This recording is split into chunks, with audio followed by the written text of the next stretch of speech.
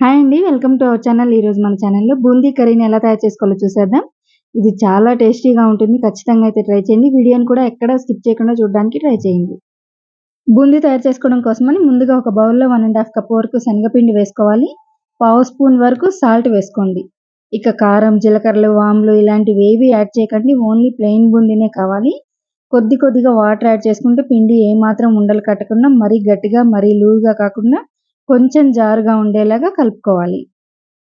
ఇలా పిండి మొత్తం కలిసేలోపు మనం స్టవ్ మీద ఆయిల్ వేడి చేసుకుందాం. ఆయిల్ వేడెక్కేలోపు పిండయితే నానిపోతుంది. కరెక్ట్‌గా మనకి సరిపోతుంది.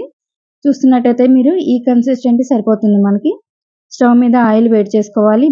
ఆయిల్ వేడెక్కిందో లేదో చూసుకొని బూందీ గరిటె సహాయంతోటి ఒక గరిటెడు పిండి వేసుకొని ఇలా స్ప్రెడ్ చేయాలి.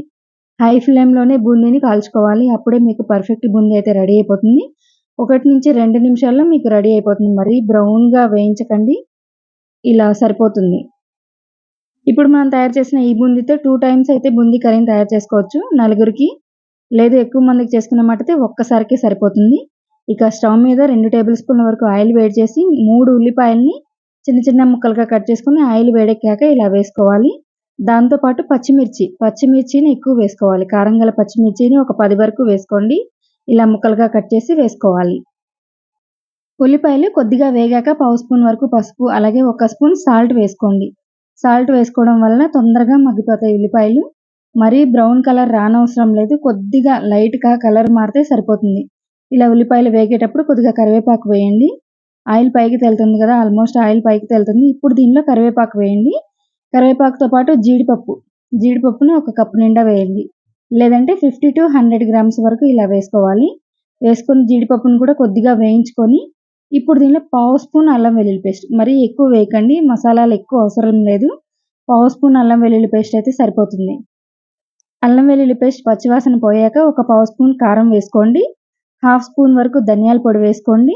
పావు స్పూన్ కంటే తక్కువ గరం మసాలా వేసుకోండి. ఇంకింతే. ఇంతకంటే ఎక్కువ మీరు మసాలాలు యాడ్ చేస్తే కూర ఘాటైపోయి టేస్ట్ అంత బాగోదు. ఇలా మసాలాలన్నీ కలిసేలాగా కలుపుకున్నాక ఇప్పుడు దీనిలో 1 కప్పు వాటర్ పోసుకోండి. వాటర్ పోసుకొని మొత్తం అంతా కలిసేలాగా కలుపుకొని 5-10 నిమిషాల పాటు లో ఫ్లేమ్‌లో ఉడికించుకోవాలి. కొద్దిగా వాటర్ మరగాలి. ఇలా వాటర్ మరుగుతున్నప్పుడు 2 కప్పుల చిక్కటి పాలు పోసుకోవాలి. మీగడతో సహా చిక్కటి పాలు పోసుకోవాలి.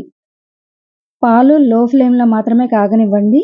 ఇలా మరుగుతున్నప్పుడు మనం తయారు చేసుకున్న బూందీని 1 కప్పు వేసుకోండి సరిపోతుంది. దీనిలో కొత్తిమీరని వేసుకోండి. కట్ చేసుకున్న కొత్తిమీరని కూడా వేసేసుకొని ఇలా లో ఫ్లేమ్‌లో మాత్రమే ఉడికించుకోవాలి. పాలు హై ఫ్లేమ్‌లో పెడితే విరిగిపోతాయి. కాబట్టి లో ఫ్లేమ్‌లో మాత్రమే ఉడికించుకోవాలి. మరీ గట్టిగా అయ్యే వరకు స్టవ్ మీద ఉంచకండి. ఒక 2-3 నిమిషాలు ఆగాక స్టవ్ ఆఫ్ చేస్తే టేస్టీగా ఉండే బూందీ కర్రీ అయితే రెడీ అయిపోతుంది.